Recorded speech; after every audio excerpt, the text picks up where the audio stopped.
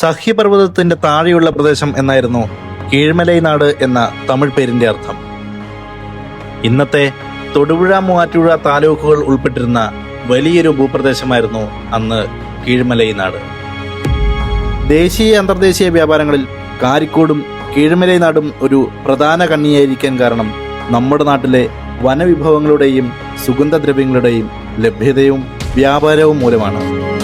അതിപ്രാചീന കാലം മുതൽ മനുഷ്യവാസത്തിന്റെ ലക്ഷണമുള്ള നിരവധി ചെറുഗ്രാമങ്ങൾ കീഴ്മലൈനാട്ടിൽ കാരിക്കോടിന് ചുറ്റും ഉണ്ടായിരുന്നു. ഇനി ഞാൻ പറയാൻ പോകുന്ന സ്ഥലങ്ങളിൽ ചരിത്രകാലത്തെ എന്തെങ്കിലും അവശേഷിപ്പുകൾ നിങ്ങൾ ഇതിനു മുമ്പ് കേട്ടിട്ടുണ്ടെങ്കിൽ അവ കമന്റായി രേഖപ്പെടുത്താം. ചാലംകോട്, വിദ്യാലയമുണ്ടായിരുന്ന ബുദ്ധമത കേന്ദ്രം. ശാസ്താംപാറ, ബുദ്ധക്ഷേത്രമുണ്ടായിരുന്ന സ്ഥലം. ആർപ്പാമറ്റം, ആദിമകാലത്ത് യുദ്ധപരിശീലനം നടത്തിയിരുന്ന സ്ഥലം. പിൽക്കാലത്ത് കുറ്റക്കാരെ ആർപ്പ് വിളിച്ചു കൊണ്ടുവന്ന് വധിക്കുന്ന കൊലക്കളമായി. അടുത്ത കാലം വരെ അതിലൂടെ സ്ത്രീകളും കുട്ടികളും ഭൂതബാധ പേടിച്ച് സഞ്ചരിച്ചിരുന്നില്ല. ആർപ്പ് വിളിച്ച് കൊണ്ടുവന്ന് കൊല്ലുന്നിടമായതുകൊണ്ട് ആർപ്പാമറ്റമെന്ന പേരുമുണ്ടായി. ഏഴുമുട്ടം, ഉയർന്ന സ്ഥലം അല്ലെങ്കിൽ 7 വഴികൾ വന്ന് കൂട്ടിമുട്ടുന്ന സ്ഥലം.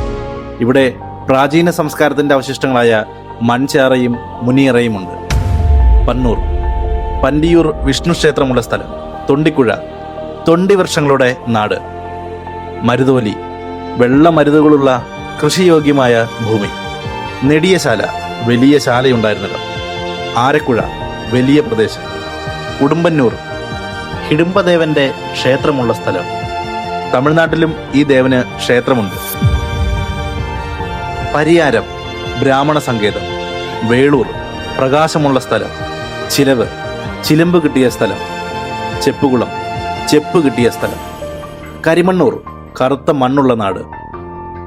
ആലക്കോട്, വ്യാപാര വസ്തുക്കൾ വഹിക്കുന്ന മൃഗങ്ങളെ വിശ്രമിപ്പിക്കുന്ന ആലയുള്ള സ്ഥലം. ചാലാശ്ശേരി, ചാലയുണ്ടായിരുന്ന സ്ഥലം. പഴേരി, പഴയ ഉപനഗരം. പെട്ടേനാട്, പേട്ടയുണ്ടായിരുന്ന സ്ഥലം. പെരുമ്പള്ളിച്ചിറ, വലിയ പള്ളിച്ചിറ. പാമ്പ്രയങ്ങാടി, വലിയ അങ്ങാടി.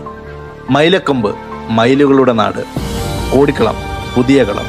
കാരിക്കോട് നിന്ന് ഇവിടേക്ക് വരാൻ ഒരു നേർപാതയുമുണ്ട്.